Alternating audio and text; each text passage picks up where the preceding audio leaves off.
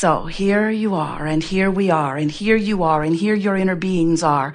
And all you have to do is get a sense of this vibrational relativity and then make a decision that nothing is more important to you than that you feel good. And then bit by bit, and we really mean that, bit by bit, incrementally work your way up the emotional scale. The emotional scale goes from despair or depression all the way up to ecstasy or bliss or joy. And the frequency between joy and depression, the vibrational frequencies, are very different. And you can tell that they're different because when you feel joy, you know how that feels. When you feel depression or despair, you know how that feels. That's your indicator of the vibrational variances or the differences in the frequencies. So brilliant teachers like Joseph Campbell, there have been many, say to you, follow your bliss. And we say, good idea. Except sometimes you can't even get a whiff of bliss. And law of attraction doesn't help you find bliss when you're in despair. Law of attraction only allows you or divvies out to you or provides for you more things that are pretty close to where you're already vibrating. So if something has happened and it's gotten your attention and you're feeling pretty awful about it, that vibration is active within you and you can't receive what's happening over here. That's why when your Abraham friends come to you and say, don't you know you create your own reality? You need to cheer up. You want to say to them, it's not possible I create my own reality or you'd be gone. Because their bright-eyed, bushy-tailed, fluffy, in-your-face vibration is just plain annoying when you're in a different place on the vibrational scale. You can't hear them and they can't hear you, and you should not be playing together, really, you should not. Because the person who is in joy, unless they are able and willing to adjust their vibration way down to meet you, that's the misery loves company thing. Or unless you can somehow bring your vibration up to meet them, you two don't have anything to talk about and you shouldn't even be together. Nice to know, isn't it? Well, here we have a room full of teachers who think that that word is synonymous with servants. Shouldn't I provide the service that I was born to provide? Don't I owe it to the downtrodden to bring them out of it? And we say, of course you are uplifters. But balancing your energy is what you are here about. And those who will benefit by your balanced energy, source energy and law of attraction will point in your direction. And so when they show up in your experience, they're there for a reason. But the reason is not for you to meet them in their lower vibration. It's for them to have an opportunity to join you in your higher vibration. So your best work and your best service to those who surround you is to get as tuned in, tapped in, turned on as you can, get in vibrational alignment with who you are, and let law of attraction match you up. And when someone shows up in your experience, do your best to maintain your vibrational alignment. In other words, don't try to factor a third thing into the vibrational relativity. Are you getting this? Because there are only two factors that you can synthesize or adjust or massage or understand. And when you try to factor in what somebody else is living, now you're attempting the impossible. So there's a lot of vibrational alignment that takes place before manifestation begins to appear in your experience. And that's a very good thing. That provides you this wonderful buffer of time where you can get into alignment. But what that means is right now, we really want you to hear this. Right now, in the way you feel and the attitude, the mood, right now, the way you feel is your indicator of exactly what manifestations you are moving toward. Now, there's a lot of them out there. Some you really like when they get here. Some of them you're not going to like so much when they get here. You're creating all of them. And the way you feel is your indicator of what you're closing the gap on. In other words, there are people who right now are sick, who have cleaned up their vibration, who are moving away from sickness to wellness. And even though the manifestation of the wellness is not apparent yet, because 99% of the vibration is in place before it is apparent, they're moving in the right direction. And they know it because their emotions are saying to them things like joy and love and appreciation. In other words, they're feeling good. But there could be a person with no physical evidence of illness in their body, moving swiftly or actively toward a manifestation of an illness, and they don't know it yet. They're on the path toward illness.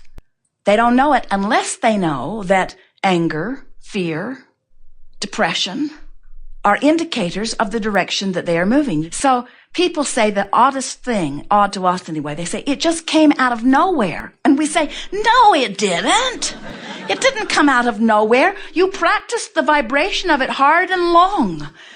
This is a wonderful buffer of time you've got going here, where you have to solidify a vibration pretty well. Then people say, well, then why are children born with deficiencies? And we say, well, first of all, you don't know that it wasn't their intention, and you cannot compare what you are wanting with what anyone else is creating. But we know that's a hard one to swallow.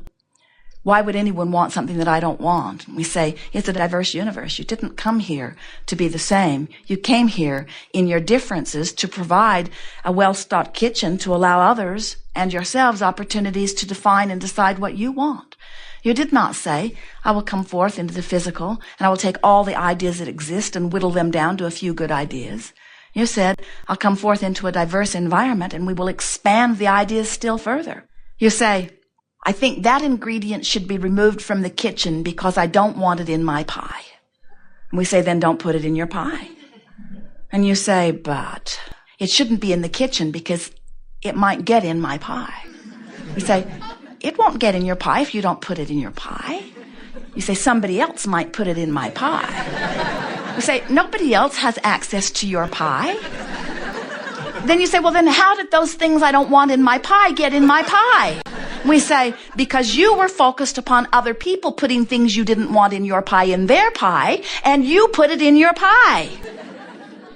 Oh, you mean just giving my attention to something puts it in my pie? Now you're cooking. Now you're getting the sense of how you're making your pie.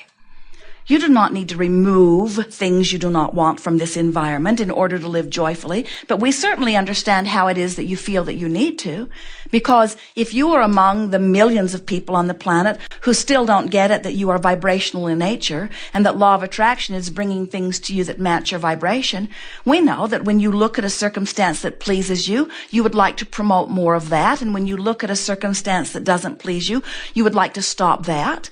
But we want you to understand that in this vibrational-based universe, there is no such thing as exclusion. So when you say no to that thing that you do not want, you're actually putting it in your pie. When you say yes to something, you include it. When you say no to something, you include it because your attention to it activates it in your vibration, and that's how it gets in your pie. So we can understand how when you look around and you see things you don't want, like diseases or terrorists or anything that is unwanted, and you shout no at it, you would like it to go away. We know you would. We don't blame you at all. We just want to help you to understand that your attention to it causes an activation of it in your vibration. And when something is active in your vibration, you're moving toward it. Don't fret about it. You have a huge buffer of time between the activation of something and the manifestation of something. And there's one more very significant point that we want to make to you. You are source energy embodied in these physical bodies. Well-being is the basis of all that you are. You don't have to work hard for well-being. You just have to stop doing that thing you're doing that is not allowing the well-being. There's not a source of well-being and a source of evil. You don't walk into a room and look for the dark switch on the wall. You don't expect to find some switch that causes a dark mist to cover the light. You know that you can turn the knob or push the button or flip the switch that resists the light, but the light is the source, and you're either allowing it or you're not. There's not a source of evil. There's not a source of sickness. There's only well-being, which you are letting in or not. And then you say, well, then where did the sickness come from? Where did the evil come from? Where did the not good come from? And we say, you get fixated on things you don't want. You activate it in your vibration. You beat the drum of it. You make a big deal about it. You join groups about it. You spread the news about it. Turn on your television and ask yourself, where does this stuff come from? You can't watch the Weather Channel without being indoctrinated with all of the deficiencies of your physical body. In other words, there are so many people who still believe that they can push hard enough against this thing that they do not want that they can make it go away. And we want you to understand they're just putting it in their pie. and they're just causing you to think about it until you've got it in your pie, and then they'll say, see, we told you it was a problem.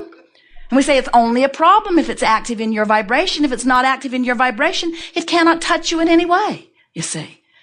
So those well-meaning people, or maybe not so well-meaning people, maybe they've figured it out. Maybe they've figured out that the population is more willing to look at the things that they feel that they need to push against than they are willing to look at the things that they are wanting. And we say that has been a trend that is shifting. It is shifting powerfully in your environment today. Fewer people are watching television today than ever before. And the reason, well, not than ever before, but then from the peak. In other words, before there was television, no one was watching it.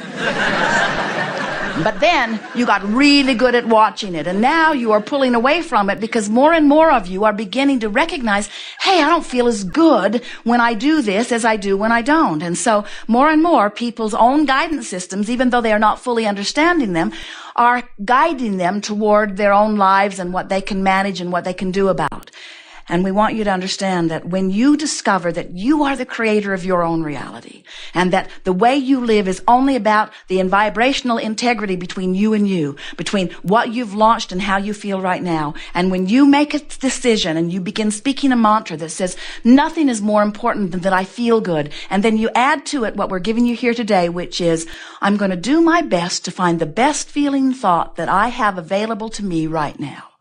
I'm not going to demand bliss from despair. I'm not going to even demand bliss from frustration. Not now, not right now, this red hot minute. I'm just going to reach for the best feeling thought that I can find. If I'm angry, I'm going to find something that feels a little less angry, because for me now, the relief factor is the new thing that I've got my finger on the pulse of. I'm going to begin to pay attention to what thoughts that I can think that can take the tension away from me, that can take the tension of fear or the tension of anger or the tension of not believing, the tension of yearning, even the tension of hoping. There's tension in hoping, isn't there?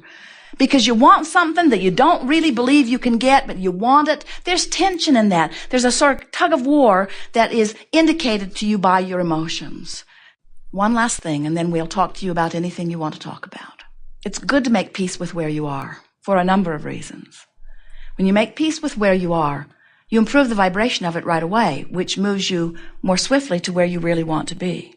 When you make peace with where you are, you come immediately into vibrational alignment with what's being held for you in vibrational escrow, and those things begin to move into your experience right away. But the biggest reason that we want you to make peace with where you are is because you are physical fiends, and we, your non-physical fiends, friends, fiends, same difference, will always be incomplete. So the contrast is going to cause you to launch a rocket of desire, which at first you will not be a vibrational match to. But then you're going to deliberately reach for thoughts that feel better until you become a vibrational match to this new rocket of desire, and now it's going to manifest. And now you're going to be standing on a new platform with a new set of contrasting experiences, which is going to launch another rocket of desire, which at first you're not going to be a match to. But you're going to work your way up the emotional scale until you become a vibrational match to it, and then it's going to manifest. And now you're going to be standing on a new platform, which will give birth to another rocket of desire. Decide today that you're going to do your best to make peace with where you are, which means talk about all of the reasons that is as good as it is. Play it up. In other words, talk about the benefits of where you are rather than the detriments. Look for the positive aspects of where you are rather than the negative aspects of where you are. Look for the reasons of where you are that feel good rather than the reasons of where you are that feel bad. And as you begin to develop that habit, then you will begin to be this breather of life where almost as soon as you want something, it manifests, and you want something, it manifests, and you want something. Oh, we have to give this to you. It's right out here on the leading edge, and some of you are ready to hear it. So we're going to spill it right now.